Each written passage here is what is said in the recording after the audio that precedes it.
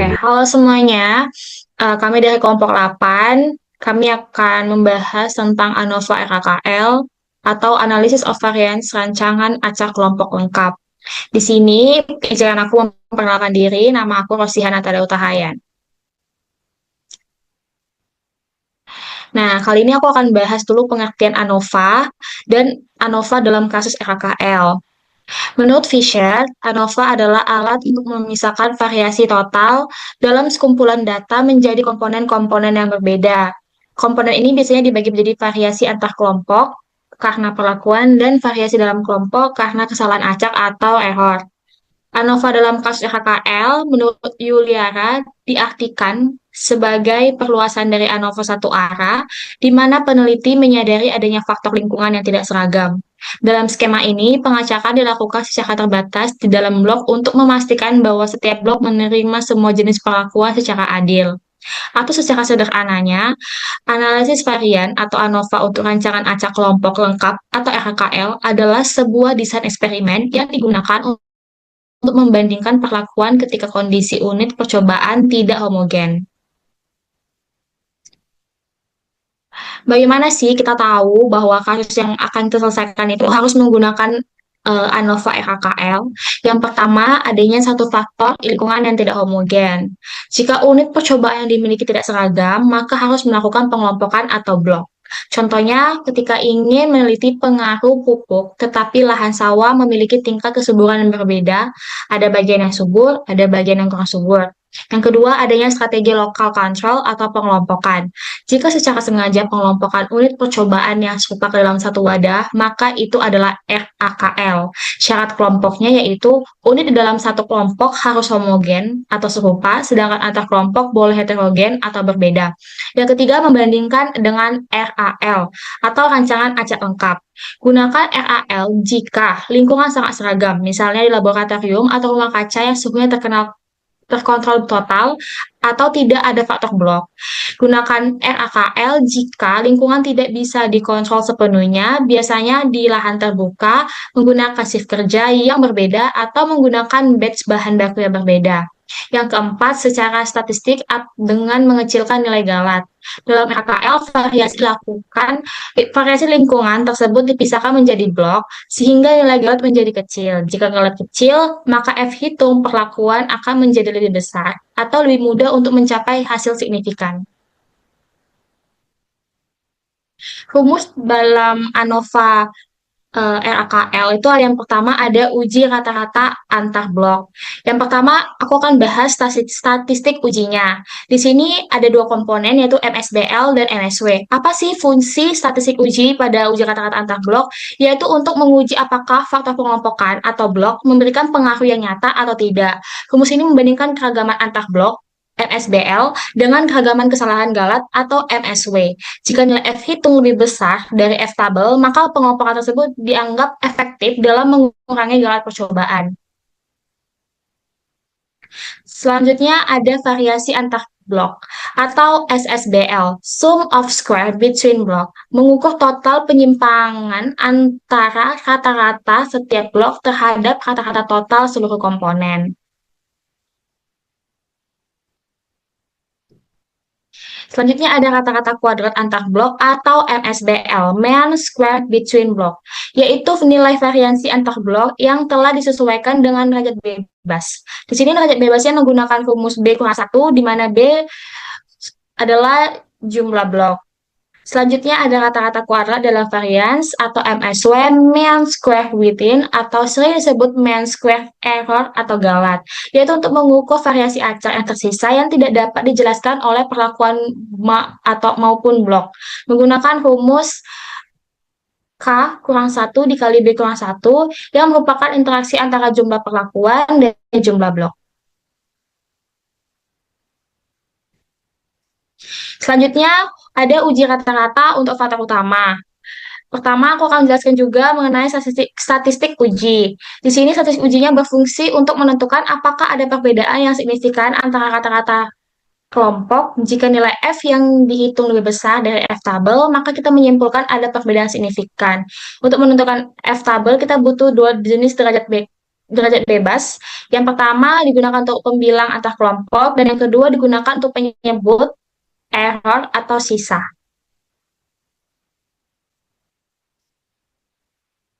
Selanjutnya ada kata-kata kuadrat antarvarians (MSB), yaitu kata-kata kuadrat antarvarians untuk mengukur seberapa jauh kata-kata tiap kelompok dari kata-kata total. Kemudian ada kata-kata kuadrat dalam varians MSW, yaitu untuk mengukur variasi yang tidak dapat dijelaskan oleh perlakuan maupun blok. Dan terakhir ada total variasi dari data kata-kata keseluruhan atau SST, yaitu untuk membandingkan setiap titik data satu persatu dengan kata-kata total, lalu kuadratkan dan jumlahkan semuanya. Pada SST terdapat tiga komponen, yaitu ada SSB, sum of square between, yaitu variasi yang disebabkan oleh perbedaan perlakuan atau kelompok. Cara mencari SSB itu dengan membandingkan kata-kata tiap kelompok dengan kata-kata total. Kuadratkan selisihnya, lalu kalikan dengan jumlah blok. Kedua ada SSBL atau sum of square blocks, yaitu variasi yang disebabkan oleh perbedaan antar blok atau faktor pengganggu yang dikendalikan. Cara mencari SSBL itu dengan membandingkan kata-kata tiap blok dengan kata-kata total, kuadrat selisihnya, lalu kalikan dengan jumlah perlakuan. Yang ketiga ada SSW, sum of square within, yaitu variasi sisa atau kesalahan error atau acak, yaitu dengan cara mencarinya menggunakan pengurangan SSW sama dengan SST kurang SSB kurang SSBL. Apa sih fungsi SST? Yaitu yang pertama, SST mengukur seberapa besar seluruh data menyimpang atau tersebar dari rata-rata hitung keseluruhan atau grand mean. Anggaplah SST sebagai wadah besar yang menampung seluruh perbedaan atau keberagaman yang ada dalam data penelitian Anda. Yang kedua, ANOVA bekerja dengan cara memecah SST menjadi bagian-bagian yang lebih kecil untuk mencari tahu dari mana asal variasi tersebut. Tanpa SST, kita tidak punya nilai total untuk dibandingkan dengan komponen-komponen variasi yang tersebut. Yang ketiga, SST digunakan untuk melihat seberapa besar pengaruh suatu perlakuan terhadap total variasi. Halo teman-teman, kenalin nama aku Winda Agustina Verly. Di sini aku akan menjelaskan mengenai tabel ANOVA blok acak dan kesimpulan. Yang pertama di sini ada tabel SS, DF, dan MS. Yang pertama ada sum of square, ada SSBL atau sum of square block yang berarti variasi karena blok. Yang kedua ada SSB atau sum of square between atau sampel yang berarti variasi karena perlakuan. Yang ketiga ada SSW, sum of square within yang berarti variasi kesalahan atau error. Dan yang terakhir ada SST, total sum of square, berarti total variasi seluruh data. Untuk rumusnya itu SST sama dengan SSBL ditambah SSB ditambah SSW. Untuk tabel yang kedua itu DF atau derajat bebas. B berarti jumlah blok, K yang berarti jumlah populasi, dan N yang berarti total pengamatan. Tabel yang ketiga yaitu mean square. Ada MSBL yang berarti mean square block dengan rumus SSBL dibagi B kurangi 1. Yang kedua yaitu MSB, mean square between, dengan rumus SSB dibagi K kurangi 1. Dan yang terakhir ada MSW, mean square within, dengan rumus SSW dibagi K dikurangi 1 dikali B dikurangi 1.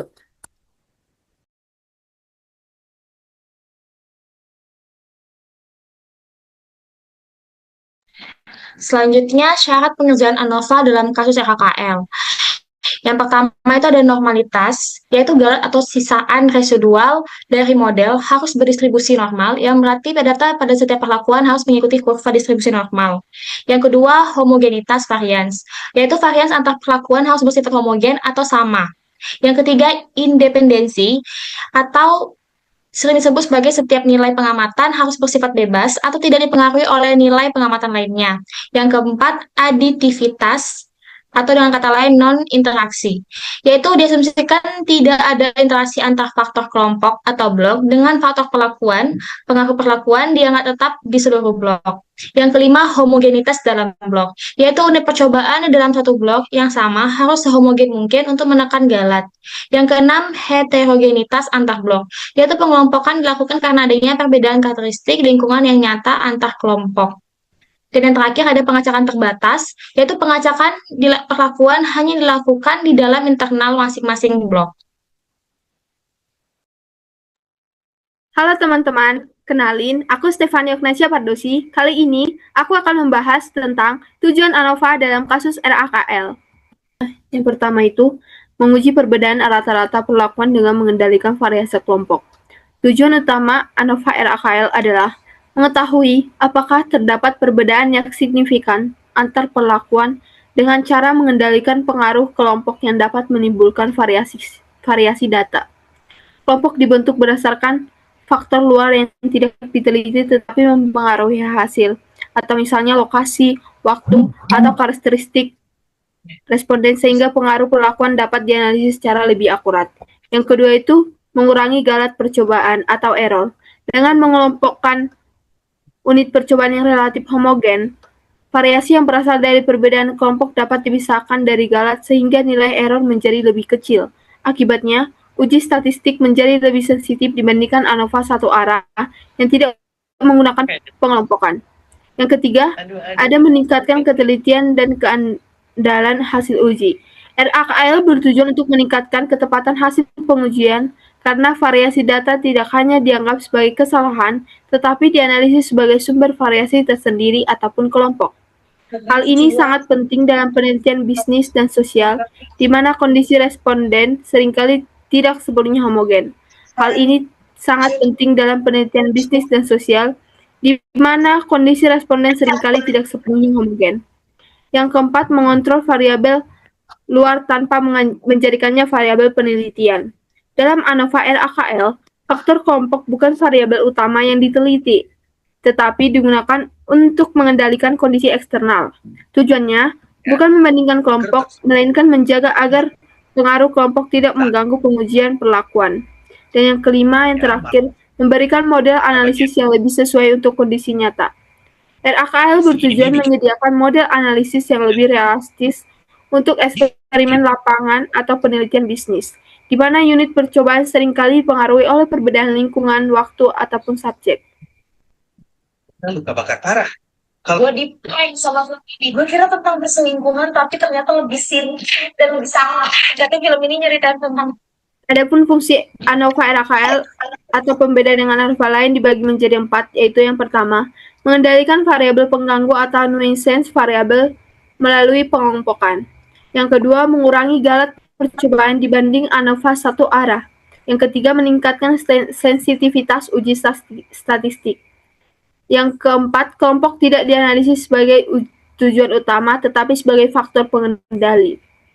Yang kedua, perbedaan ANOVA RAKL dengan ANOVA lain dibagi menjadi 3 dan ciri utama. Yang pertama itu ada ANOVA satu arah. Ciri utamanya menguji satu faktor pelakuan tanpa pengelompok. Yang kedua, ada ANOVA dua arah. Ciri utamanya itu menguji 2 faktor dan interaksi. Dan yang ketiga, ANOVA RAKL. Ciri utamanya itu menguji satu faktor perlakuan dengan kelompok sebagai pengendali dan tidak menganalisis interaksi perlakuan atau kelompok. Adapun karakteristik utama RAKL meliputi 4 bagian. Yang pertama, 1, setiap perlakuan muncul pada setiap kelompok. Yang kedua, jumlah unit percobaan pada setiap kombinasi perlakuan dan kelompok adalah sama. Yang ketiga, tidak terdapat interaksi antar perlakuan dan kelompok. Yang keempat, kelompok bersifat homogen di dalam, namun heterogen antar kelompok. Karakteristik ini membuat RAKL sangat sesuai digunakan dalam penelitian eksperimen, termasuk penelitian bisnis, pertanian, dan sosial. Halo teman-teman, aku Rahel Semarmata bakalan ngejelasin tahapan uji ANOVA dan studi case tentang ANOVA dalam kasus RAKL. Berikutnya, dalam ANOVA, terdapat tahapan dalam mengerjakannya. Yang pertama yaitu menentukan hipotesis. Yang kedua, menentukan tingkat signifikansi. Yang ketiga, menghitung statistik uji. Yang keempat, menentukan daerah kritis dan kriteria uji. Yang kelima, menentukan keputusan. Dan yang keenam, kesimpulan. Terdapat studi case yaitu seorang peneliti ingin menguji tinggi tanaman kedelai dengan menggunakan pupuk nitrogen. Masing-masing tanaman kedelai diberi perlakuan yang berbeda. Perlakuan tersebut mencakup dosis pupuk serta pengulangan pada pemberian dosis pupuk. Pertanyaannya, apakah terdapat perbedaan yang signifikan pada rata-rata tinggi tanaman kedelai akibat perbedaan dosis pupuk nitrogen?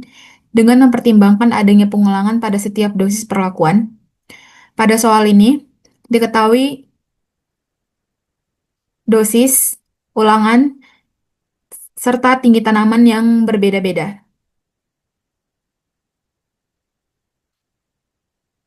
Penyelesaiannya yang pertama, menentukan hipotesis. H0, tidak terdapat perbedaan rata-rata tinggi tanaman kedelai pada berbagai dosis pupuk nitrogen.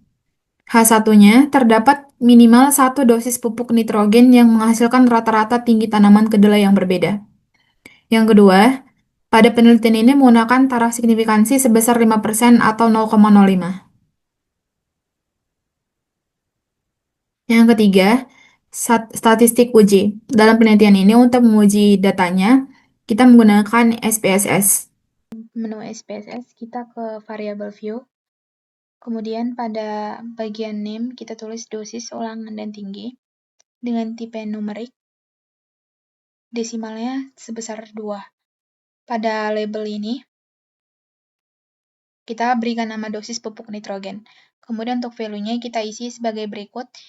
Yang value yang pertama yaitu 0%, value yang kedua yaitu 10%, value yang ketiga yaitu 20%, dan value keempat 30%, lalu yang kelima value-nya 40%. Kemudian diklik OK.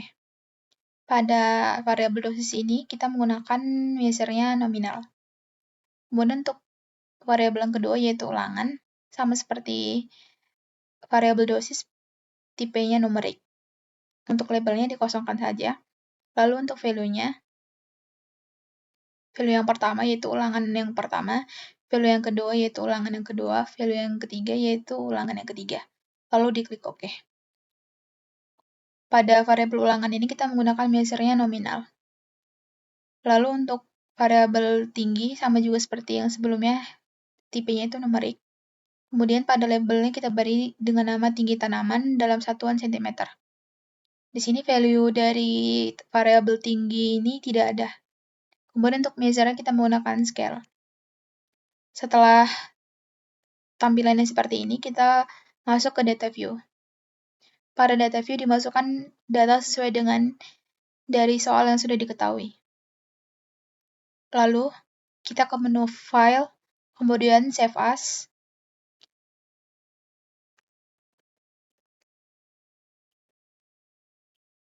Lalu simpan di folder yang kalian inginkan.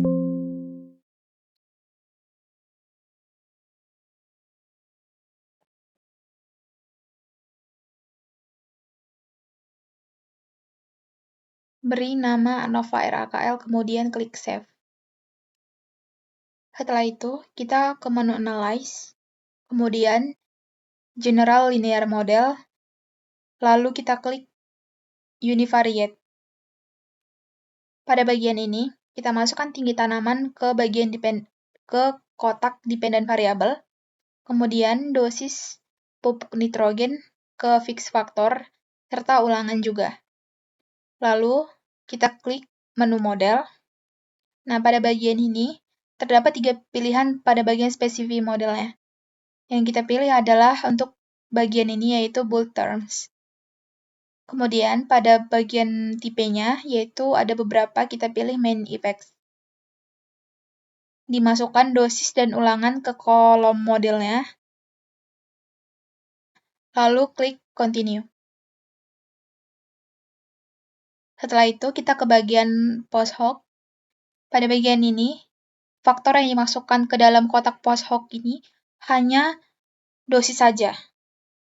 Setelah itu, kita pada bagian equal variance assume-nya itu, kita centang pada pilihan 2K. Setelah itu, klik continue. Setelah step itu dilakukan, kemudian kita akan klik OK.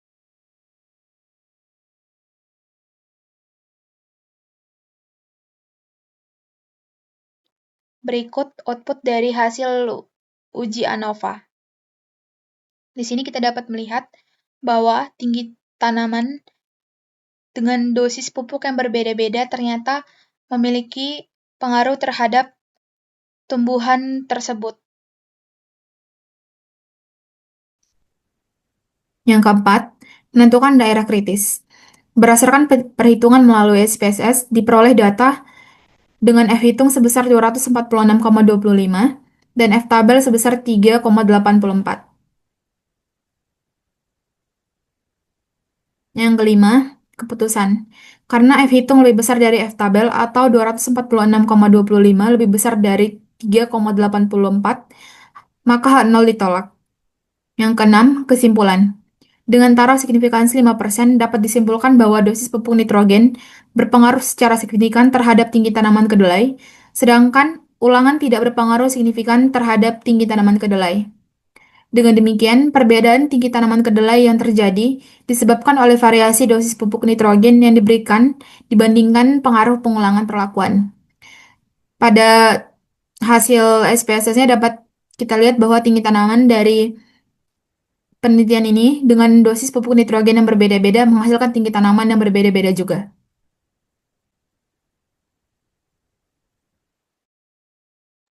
Baik, dari penjelasan teman-teman yang sudah dipaparkan, dapat disimpulkan bahwa ANOVA AKL digunakan kondisi untuk unit percobaan tidak homogen.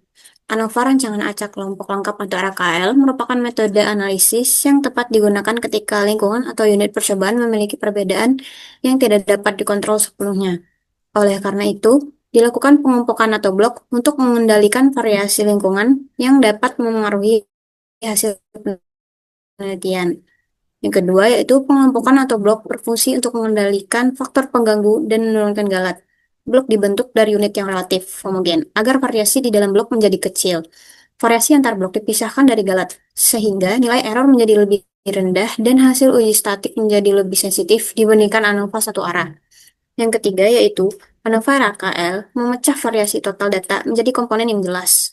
Total variasi data atau SST diuraikan menjadi variasi akibat pelakuan atau SSB, variasi akibat blok atau SSBL, dan variasi galat atau SSW.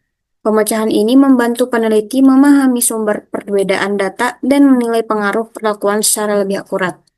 Yang keempat yaitu uji F digunakan untuk menilai pengaruh perlakuan dengan asumsi tertentu.